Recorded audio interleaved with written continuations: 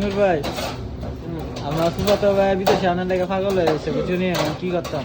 কিতা করে ভাই? ভাই কিতা করে? ভাই মনে করো ঘুরে ফিরে পড়ালেখা করে। তুমি কাম টাম জানে নি? না, কাম তো জানে না। কাম না জানি না বিদেশে লাভ নাই।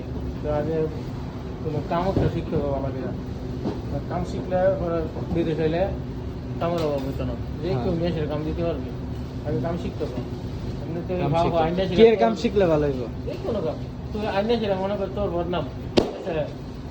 তুই আনবি পরে মনে কর কাজ দিতে দেরি হইব বা ইয়ে হইব, পরে করবো দেখি আনছে বাইরে আনছে কাজ দিতে পারতেছে না, এটা অনেক কিছু করবো। তুই আনবি ভালো লেগে কাজ জানে না, কিন্তু কাজও হইতো না, ঠিক আছে?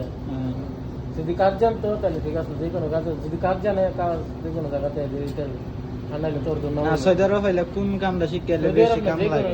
যে কোনো কান্ট্রির মধ্যে যাইব, দেশের যে কোনো কান্ট্রির মধ্যে যাইব, কাম শিক্ষা যাইব, কাম শিক্ষা যাইব, যে কোনো কাজ, হাতের কাজ একটা শিক্ষা থাকলে মনে কর যাইলে কাজ করতে পারবো, ঠিক আছে? আর কাজ শিখতে হবে, বিদেশ মানে কাজ শিখতে শিক্ষা চললে পরে বিদেশ করতে পারবো। ওকে।